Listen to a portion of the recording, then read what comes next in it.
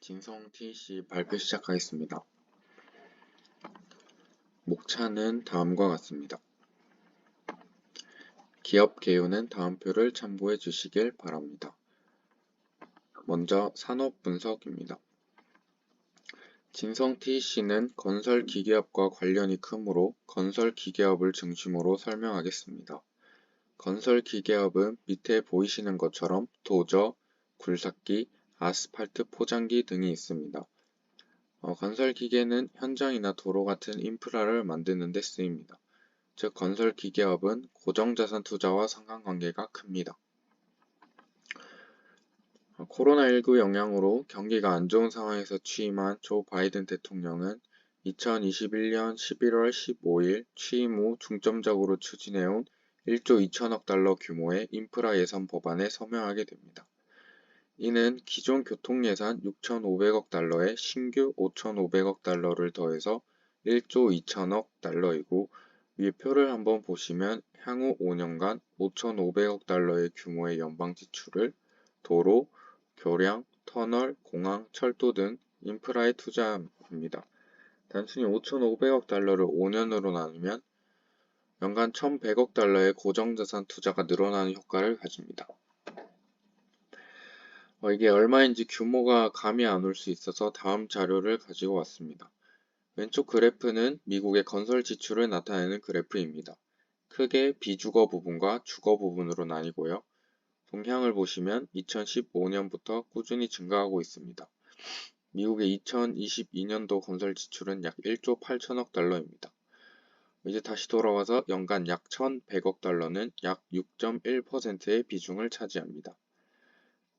오른쪽 미국 주택지표 그래프를 보시면 주택 잔고는 계속 줄고 있습니다. 이는 시중에 나와 있는 주택의 수가 감소하고 있음을 의미하고 초록색 선을 보시면 허가가 난 주택 착공 건수도 증가하고 있습니다. 다만 다시 왼쪽으로 돌아와서 보시면 주거 부분에서 건설 지출이 감소하고 있는 것을 볼 수 있습니다. 비주거 부분의 증가가 커서 건설 지출의 총합은 증가하는 추이입니다. 다음으로 기업들의 대미 투자 계획입니다. 마찬가지로 바이든은 인플레이션 감축법 IRA를 통해 기업들의 대규모 투자를 받아냈습니다.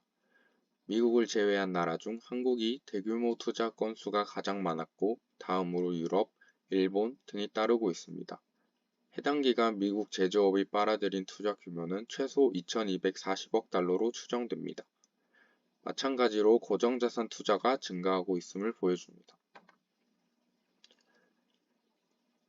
2015년부터 꾸준히 상승한 미국의 고정자산 투자로 인해 글로벌 탑 50 건설 중장비 업체의 매출액 추이도 연평균 6.02%씩 성장했습니다.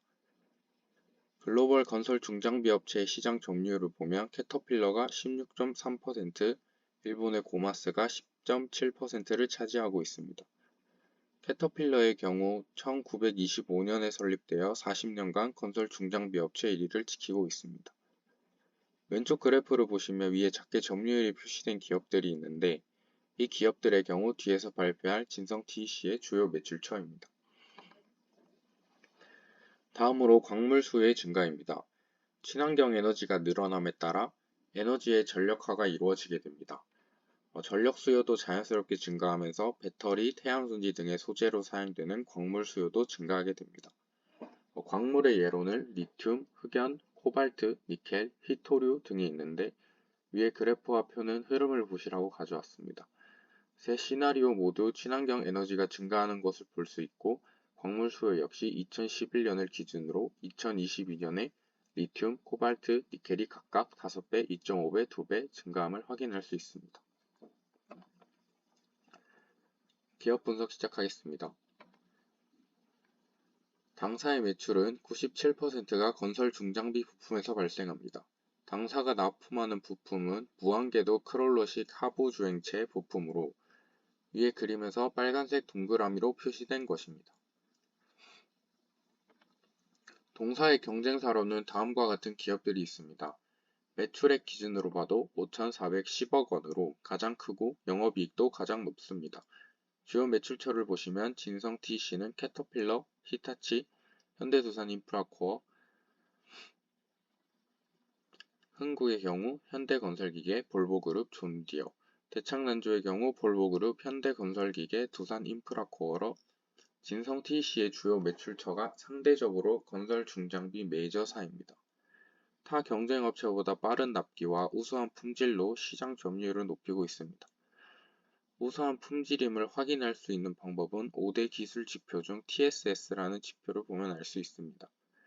TSS란 테크놀로지 스트렝스 스코어로 기업의 기술력을 특허를 바탕으로 수치한 점수입니다. 이는 특허 분석 회사인 위즈 도메인이 개발한 독자적인 통계 기법에 의해 계산된 값이라고 합니다. 진성TC의 경우 6.64, 대창난조의 경우 3.29로 진성TC의 점수가 더 높음을 알 수 있습니다. 주요 고객사별 공급 비중을 보면 캐터필러향 매출이 61%인 3,300억 원으로 경쟁사 대비 높습니다. 오른쪽 그래프는 캐터필러 장기 공급 계약을 정리한 것입니다. 2008년 420억 원 규모의 계약 이후 2010년 5년간 2천억 원 규모의 계약을 했고 2012년 다시 5년간 3천억 원 규모의 계약을 했으며 2014년 마찬가지로 5년간 2천억 원 규모의 계약을 2017년 5년간 3,730억 원 2020년 3년간 3,502억 원 규모의 계약을 했습니다. 이를 통해 캐터필러 장기 공급 계약 규모가 점차 커지고 있음을 확인할 수 있습니다. 또 동사의 매출 중 수출은 약 80%를 차지합니다. 다음은 2017년과 2020년 계약을 가져왔습니다. 계약 기간은 감소했지만 계약 규모는 커진 것을 확인할 수 있습니다. 2017년의 경우 소요량이 70%이지만 2020년 계약의 경우 80%로 증가했습니다. 또한 기존에 없었던 일본과 유럽 지역에도 공급할 예정입니다. 캐터필러의 지역별 매출을 보면 북미가 가장 크고 유럽, 중동, 아프리카 매출이 그 뒤를 따르고 있습니다. 또한 당사는 2020년 계약을 체결하면서 캐터필러 공급업체 평가인 SQEP 중 가장 높은 등급인 플래티넘 등급을 받았습니다. 약 6,000개의 공급업체 중 등급을 획득한 업체는 약 150곳에 불과하고 이 중 플래티넘 등급을 받은 업체는 극소수에 불과합니다. 투자 포인트입니다.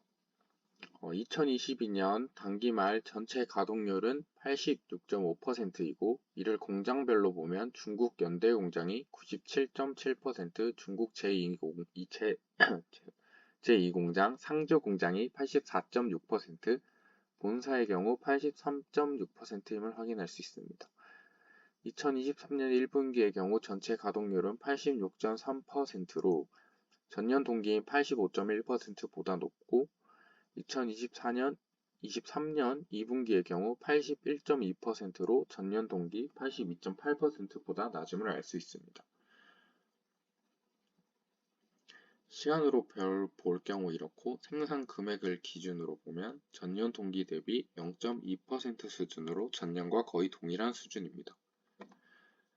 당사의 생산 기지 분포인데 한국, 중국, 미국 세 곳에서 생산 중입니다. 캐파의 경우 다음과 같습니다. 태국 공장은 올해 하반기부터 설립 중이며 2024년 본격 가동할 것이라 예상합니다. 다음은 캐터필러와 진성TC의 5개년 차트입니다. 전체적으로 차트를 보시면 대체적으로 커플링인 것을 확인할 수 있습니다. 금리 인하로 인한 유동성 공급으로 상승했고 금리 인상과 테이퍼링 시사로 하락했습니다. 2022년 8월경 인플레이션 감축법으로 다시 상승하다가 최근 진성TC의 매출이 기대에 부합하지 못해 디커플링을 보여줍니다. 캐터필러의 매출액을 보시면 2020년 이후 급격하게 증가해 2022년에 최고 매출을 기록했습니다. 당사가 생산하는 품목이 롤러류의 소모품인 것을 보면 시차가 있겠지만 디커플링을 어느 정도 전환할 것이라고 예상합니다. 그 근거로 당사는 2022년 6월 30일에 태국에 계열 회사를 만들었고 취득 목적을 보시면 신규 생산기지 설립이라고 되어 있습니다. 24년부터 순차적으로 4차까지 계획되어 있으며 내년 1월에 시행될 규모는 1차로 500억 원에서 600억 원 규모의 캐파 증설이 이루어질 것입니다. 다음으로 리스크입니다. 당사의 경우 2022년 영업이익률이 11.7%인데 이는 다른 사업 연도보다 높은 수치입니다. 벤더사 특성상 영업이익률이 감소할 수 있고 하지만 앞에서 말한 캐터필러의 공급 업체 중 가장 높은 등급인 플래티넘 등급을 받았고 이 등급의 혜택이 타 경쟁사 대비 높은 인센티브이므로 영업이익률의 압박이 제한적일 것이라 추정됩니다. 다음으로 밸류에이션입니다. 추정한 수치는 다음 표를 참고해 주시기 바라겠습니다. 2023년 매출액 추정은 2022년과 2023년 가동률 평균이 80% 이상으로 유지되고 2023년 반기 기준 제품 한 개당 가격은 15만 8,200원대, 2022년 한 개의 가격은 15만 원대로 제품 판매 단가가 약 3.1% 상승했지만 가동률이 상대적으로 낮아짐을 감안해 이를 생산 금액 기준으로 볼 경우 0.2% 차이로 미미한 수준을 보이기 때문에 23년 매출액은 22년과 비슷하거나 조금 상승할 정도로 예상됩니다. 따라서 5,410억 원으로 추정했고 매출 원가의 경우 주요 거래처인 세아베스틸의 본관 가격이 키로당 1,317원에서 키로당 1,346원으로 2.2% 상승했으므로 원가는 약간 증가할 것이라 예상해 2.2%를 반영한 4,273억 원으로 추정했습니다.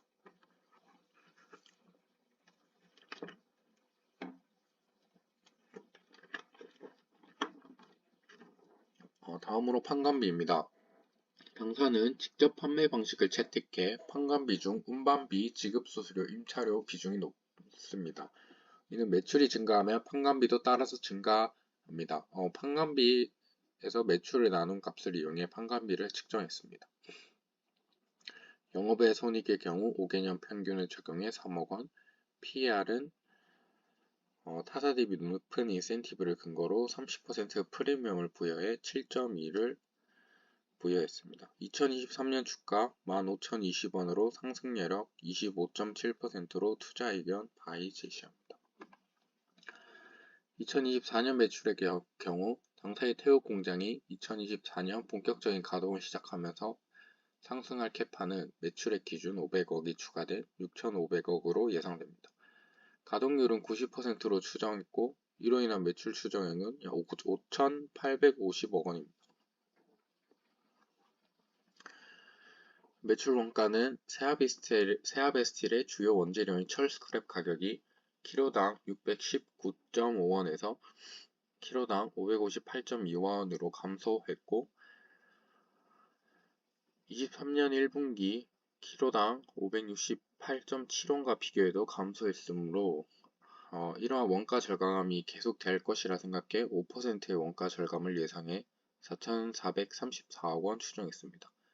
판관비는 2023년에 했던 것과 동일하게 추정해 589억 원으로 추정했고 영업외 손익과 PER도 앞과 같습니다.